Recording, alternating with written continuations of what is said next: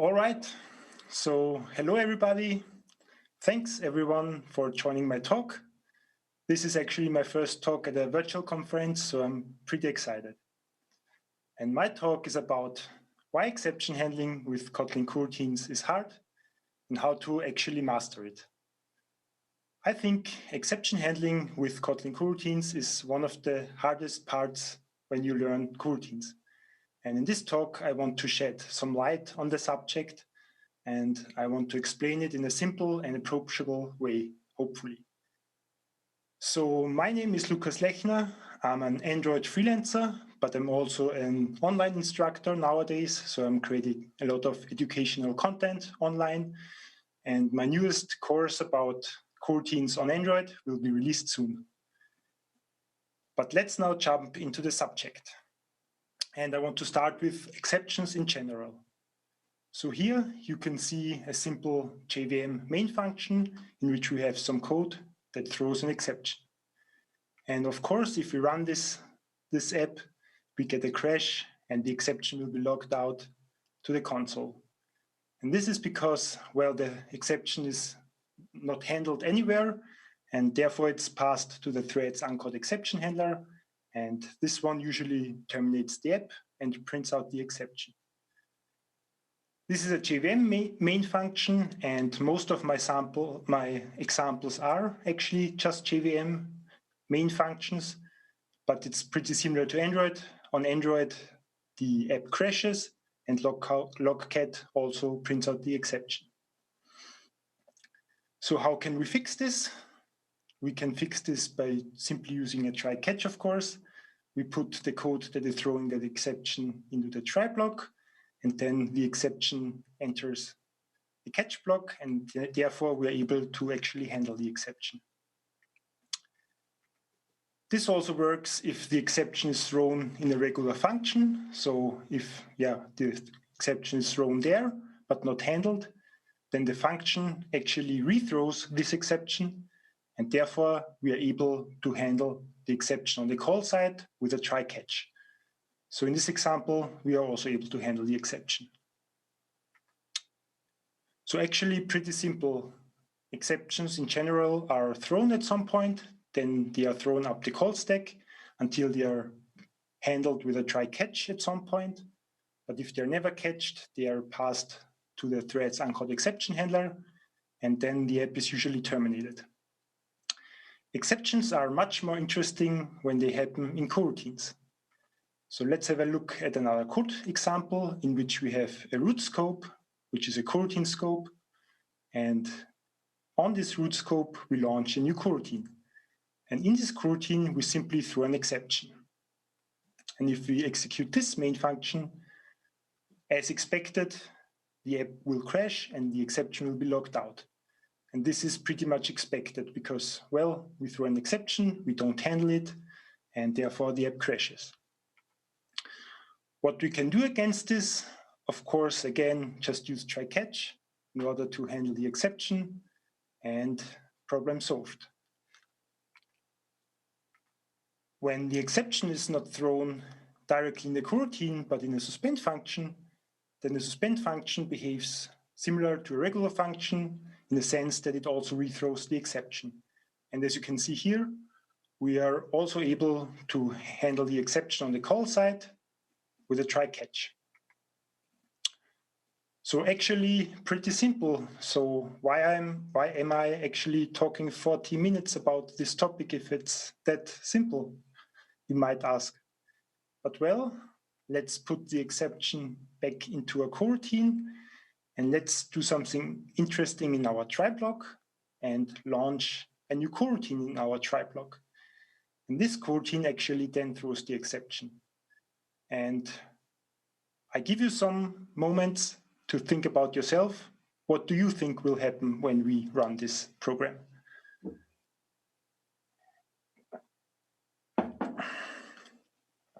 So let's run it. Actually, it crashes. And exception in thread default dispatch worker 2 will be printed out. And this is confusing for a lot of developers, right?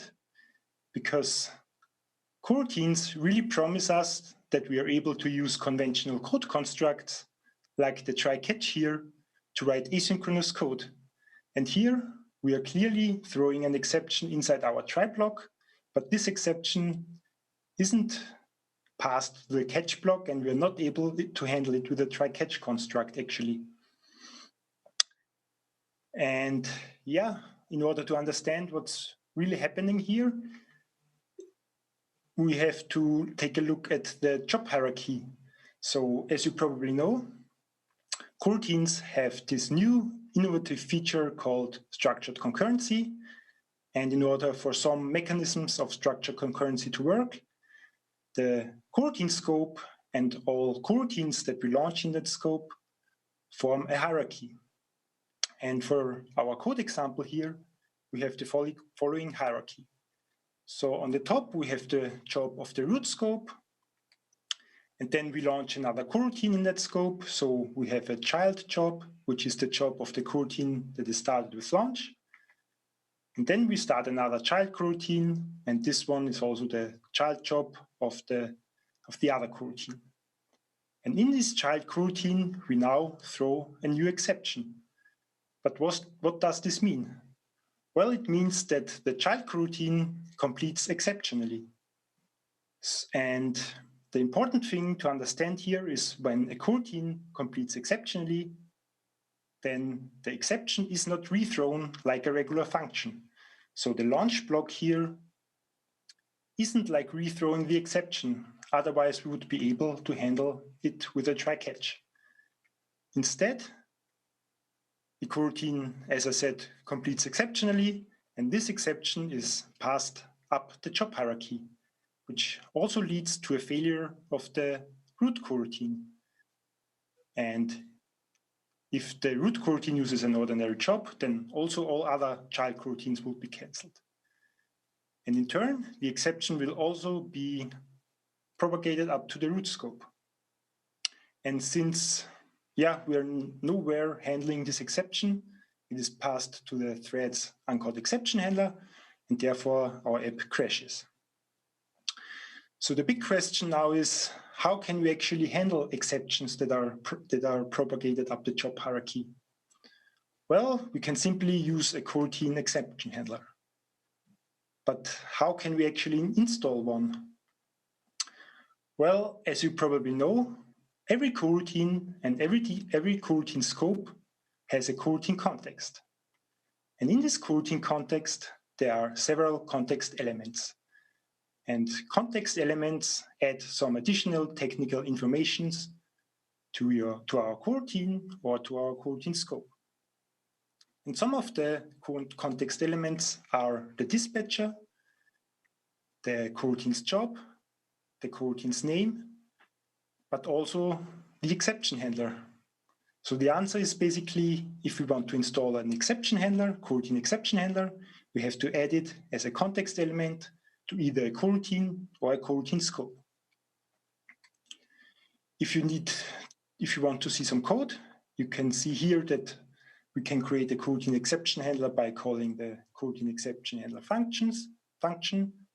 And there we have two input parameters, the coroutine context, which is the context of the coroutine in which the coroutine exception handler is installed, and the exception itself.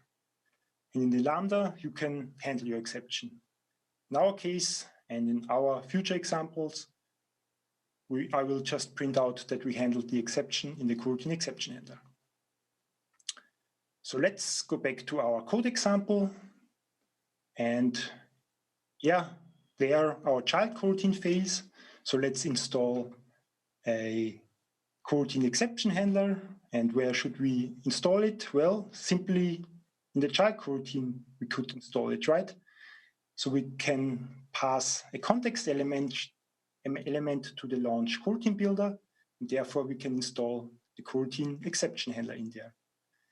But unfortunately, when we run this app, the crash is still there. So why is that? Well, when the exception is thrown, as I said before, it is propagated up the job hierarchy, and this means that error handling is also delegated to the root coroutine. And since no coroutine exception handler is installed there, it will be passed to the threads uncaught exception handler. So the solution is simply to install it not in the child coroutine, but in the root coroutine. Because, well, then the exception, when it's propagated up, will be handled by the coroutine exception handler. Another possibility would be to install it actually in the root scope. And this works because every time we launch a new coroutine in a scope, the context of the scope is inherited. So the root coroutine will also inherit the coroutine exception handler. In this way, we are able to handle our exception in the handler. So as you can see, root coroutines have some very special properties. And in this example, I showed you that we can only install coroutine exception handlers in coroutines, in root coroutines. Root coroutines are also called top-level coroutines, but the official Kotlin documentation calls them root coroutines, and therefore I decided to also call them this way.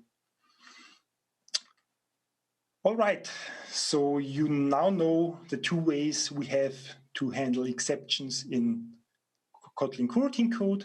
We can either use the coroutine exception handler, or we could use try-catch to handle our exception directly in the coroutine. But when actually should we use which of those options?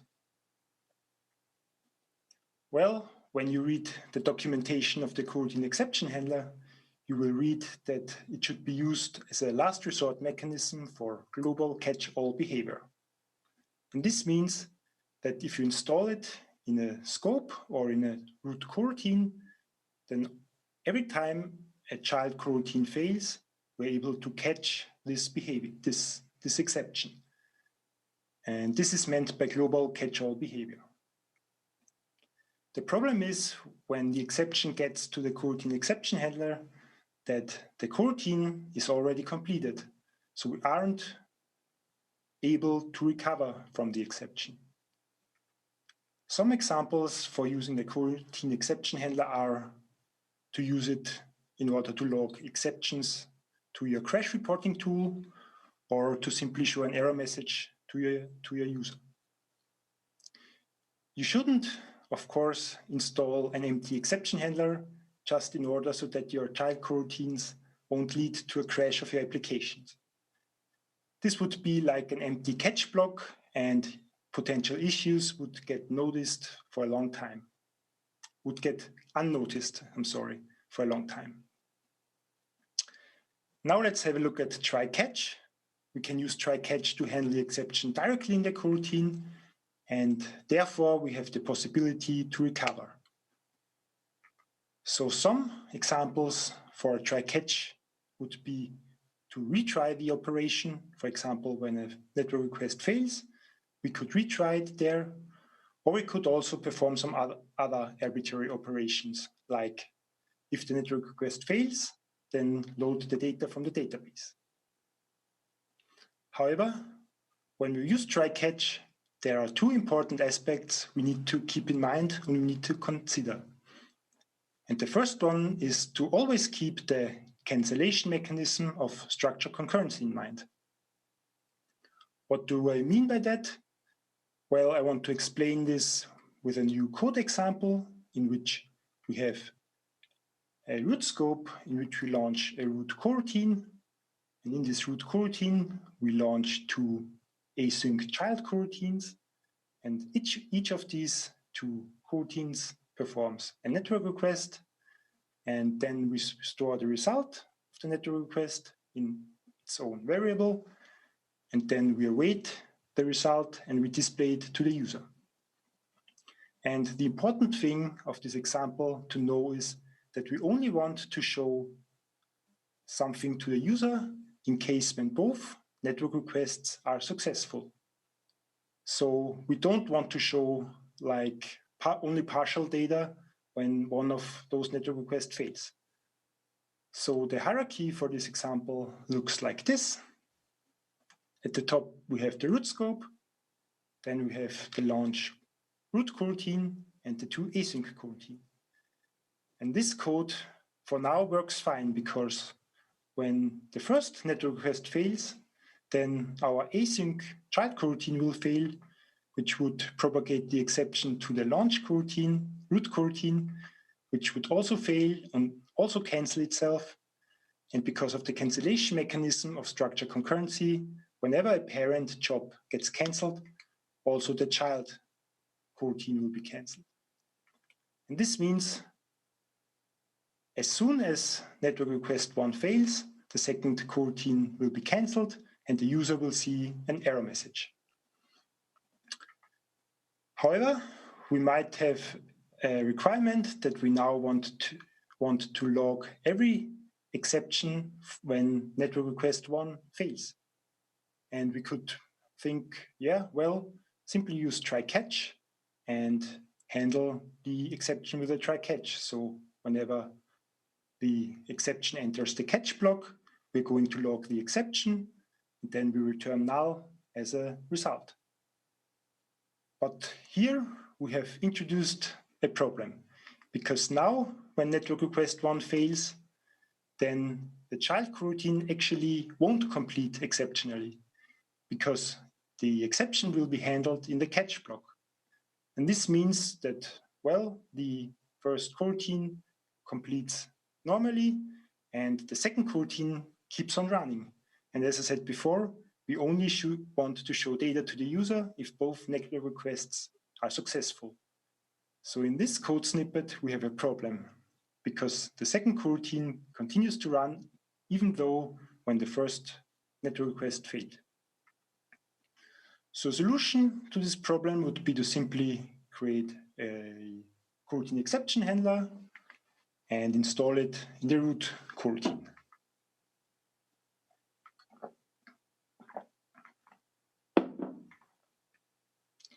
The second important aspect that you need to keep in mind when you use try catch is that you might catch a cancellation exception, and therefore your coroutine continues to run.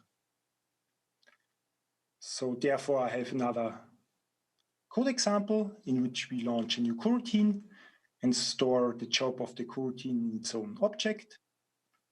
And then we have a print statement where we say starting network request. And then we have a delay of 1000 milliseconds, which should simulate the network request. And then we print out coroutine still running. After the coroutine, we delay for 500 milliseconds, and then we cancel the coroutine.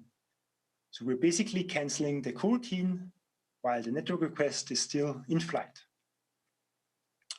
And if we run this code, then starting network request will be printed out.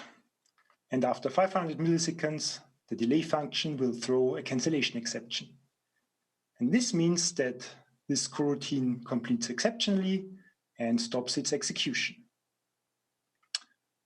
However, now we have the same requirement as before.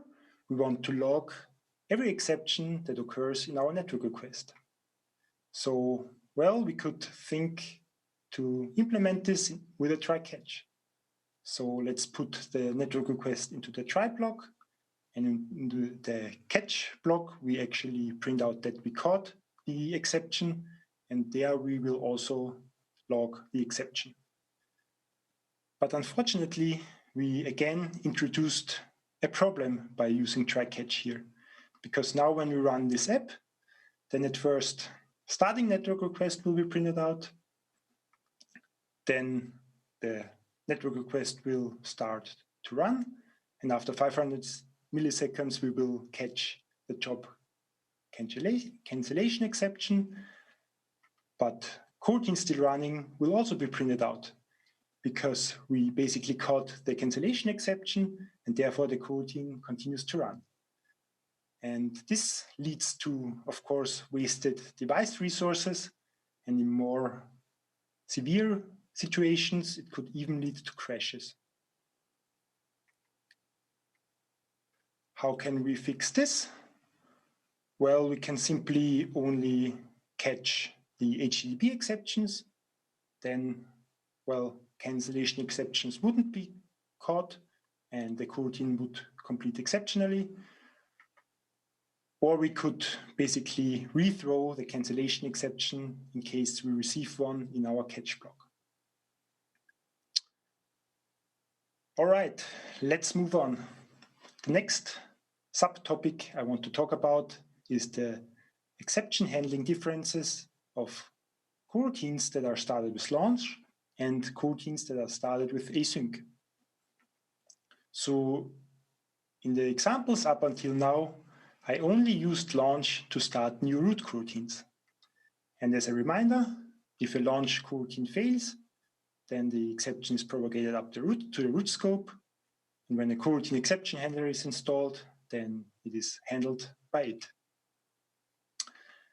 Now let's don't use launch to start a new root coroutine, but instead use async. And in there, let's throw an exception.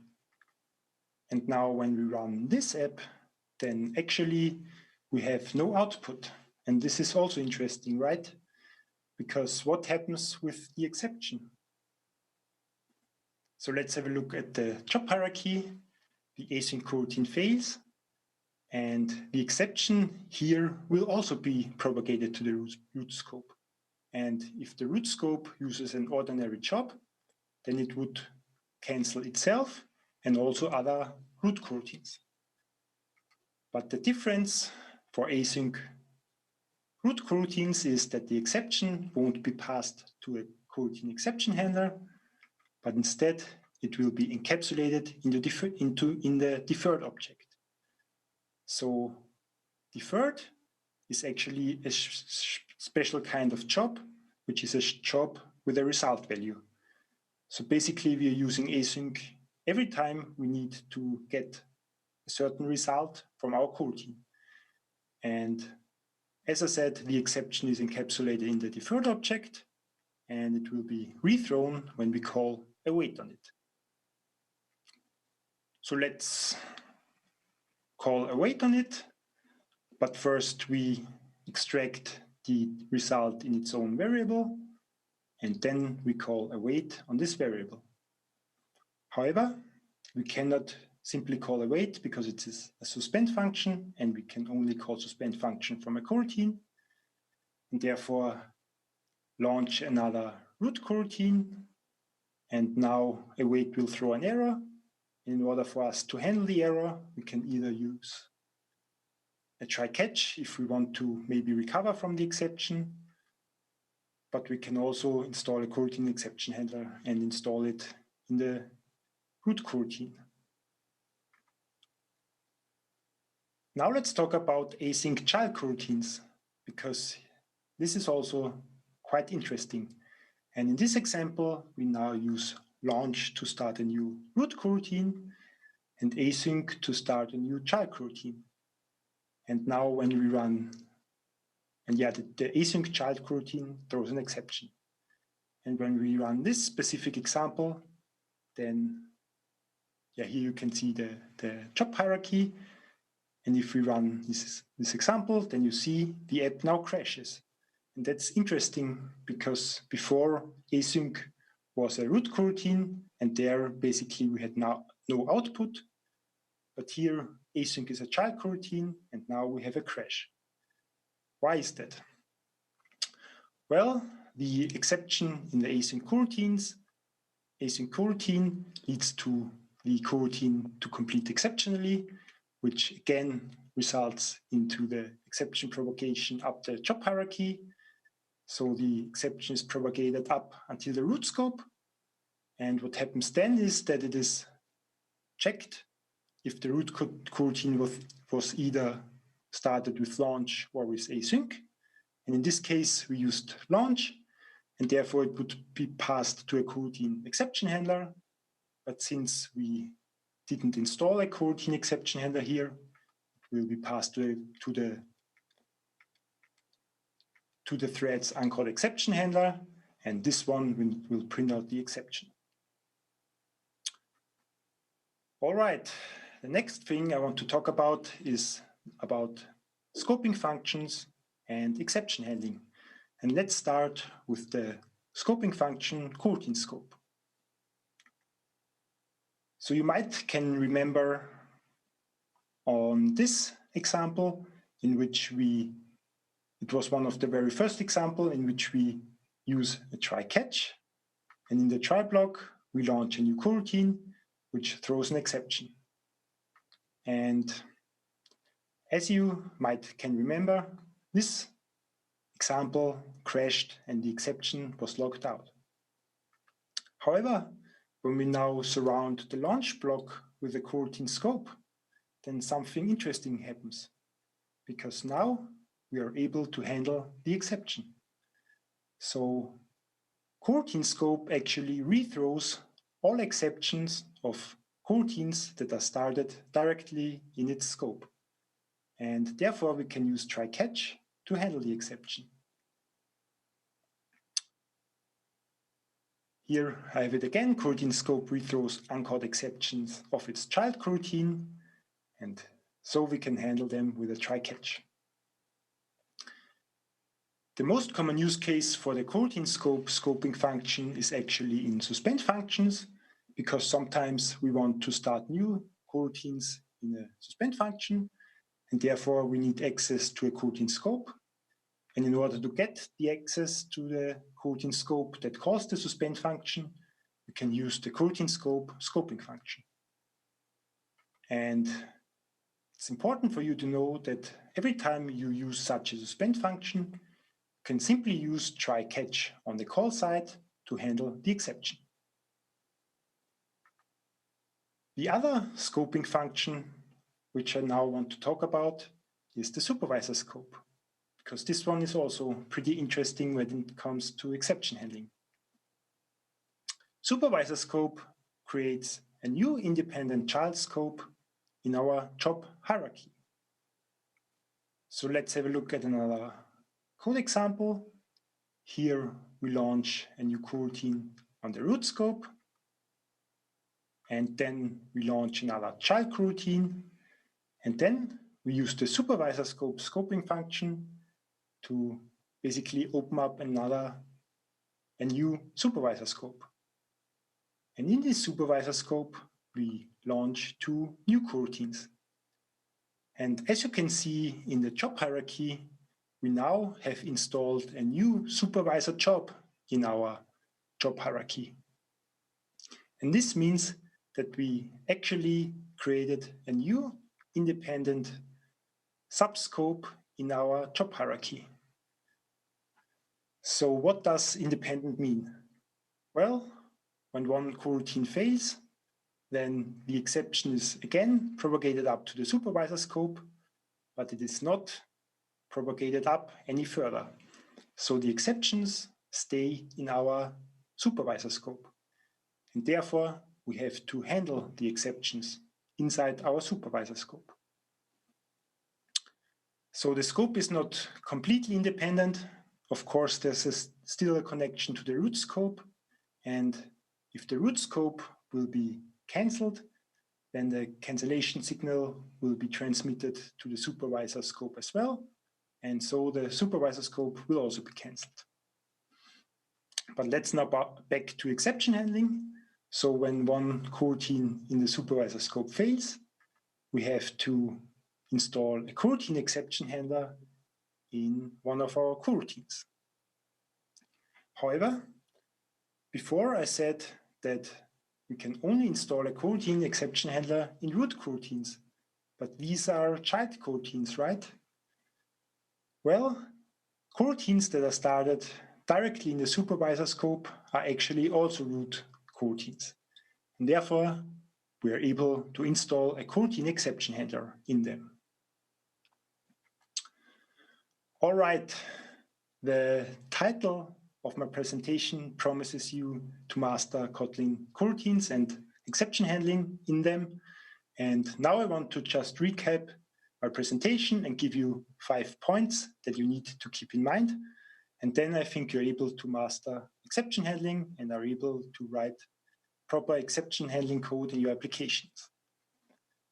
And the first important point to take home is that if an exception is thrown in a coroutine and not handled directly within the coroutine with a try-catch block, then the coroutine completes exceptionally. And when this is the case, then the exception bubbles up the job hierarchy until it reaches either the root scope or a supervisor's job. And then, depending on the coroutine builder of the root coroutine, it will be either passed to an installed CoroutineExceptionHandler for launch coroutines, or it will be encapsulated into an async coroutine. Another point to keep in mind is then that when your coroutine is not completing exceptionally, because we are handling the exception directly in our coroutine, then parent and sibling coroutines won't be cancelled. And the last point is that you should keep in mind that suspend functions can throw a cancellation exception at any point in time. And when we use try-catch to catch cancellation exceptions, then the coroutine will keep on running until the next suspension point. And that's about it. If you're further interested, then you can, of course, check out the official documentation on the Kotlin page. You could also check out my website. I have written an extensive article about exception handling with coroutines. You can also check out my course that will be published in the next days, which is about mastering coroutines on Android. Here, I also have a big section about exception handling. And you can also check out my GitHub project, which is called Kotlin Coroutine Use Cases on Android. In this project, I have implemented some of the most common use cases for using Kotlin coroutines on Android. And of course, every use case also comes with proper exception handling. And that's about it. Thank you again for attending my talk. And if you have some questions, I think I have some time to answer them now.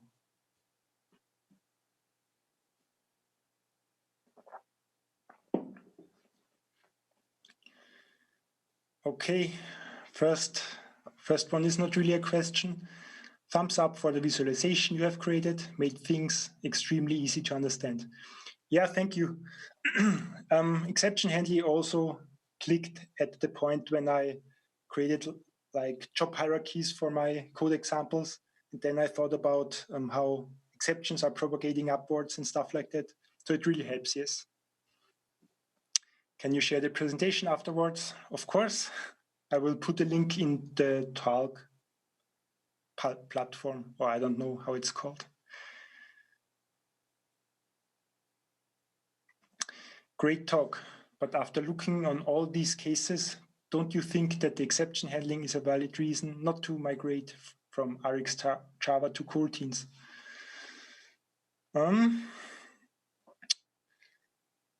Good question. Yeah, you have to make the trade-offs yourself. I mean, coroutines simplify some other things, but maybe exception handling is a bit easier, a bit more difficult. So yeah, you have to make the trade-off. I think overall, for most cases, coroutines are a bit more convenient to use than Rx Java. But yeah, I agree that exception handling is probably easier with Rx Java. Are there other ways on handling exceptions in suspend function on call side than use try-catch all the time? Looks like a lot of try-catch blocks. I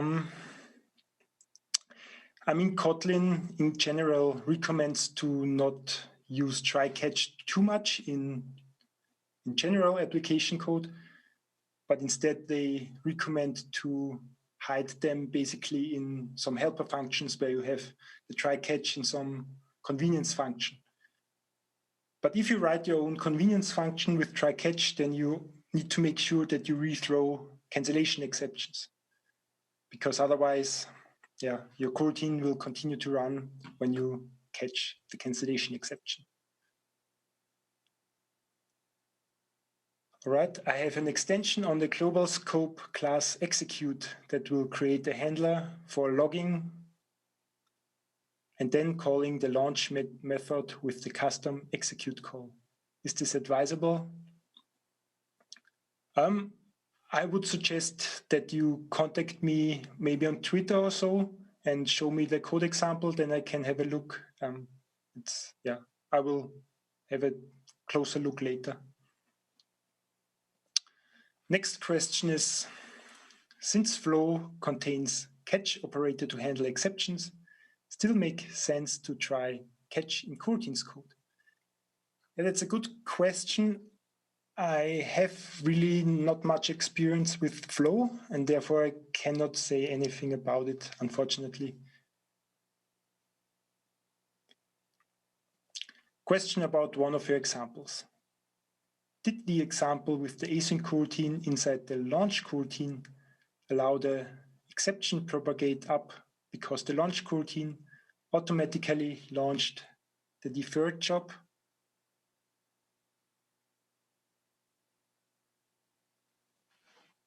I have to read it again.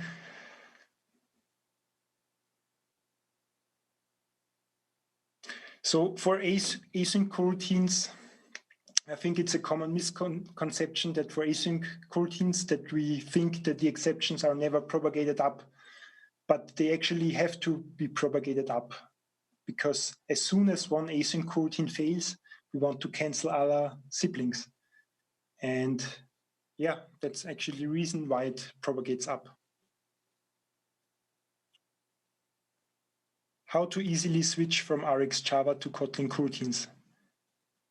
Well, it's actually not that easy, because coroutines are a different concept. It's not like the streaming concept if you're just using like single result values.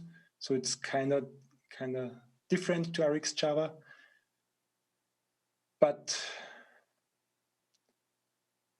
yeah, I would suggest that you read the docs on coroutines and learn coroutines, and then write some new features in Kotlin Coroutine and Kotlin Coroutines and see what you think actually. Would you recommend using run catching to wrap possible exceptions in results? Yeah, run catching has a problem because it's not rethrowing cancellation exceptions.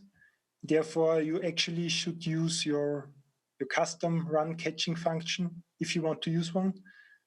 There's a ticket on the Kotlin issue board where some users want a suspend run catching function, but that's not available yet. But in general, if you don't want to use with exceptions, but instead you want to use like result classes, then you have to take care about situations when you want to cancel other coroutines. Because, well, when you encapsulate the exceptions in your result class, then the exceptions also won't be propagated, and therefore also coroutines won't be canceled. So if you use result classes, then you somehow make to throw exceptions manually so that your coroutine fails and so that other coroutines are canceled, if that's your use case. How would you avoid catching exceptions that should really be fatal? Some null pointer exception you don't want to hide in your exception handler.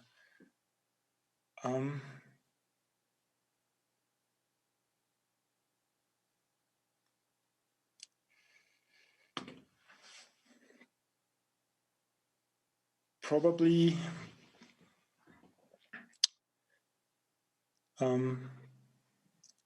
good question. I will think about it.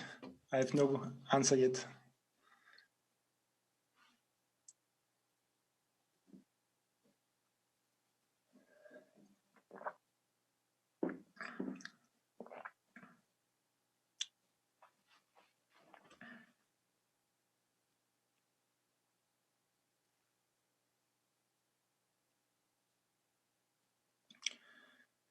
All right, I think that's it. No more questions. Oh, there's another question. Okay, that's probably an answer for the last question. Yeah, just to rethrow if it's a null pointer exception. Yeah.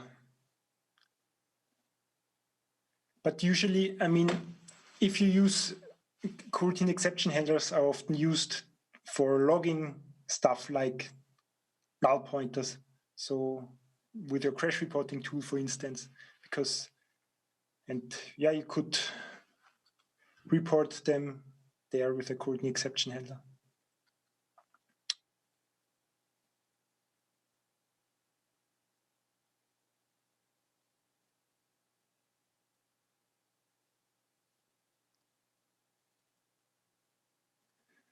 All right.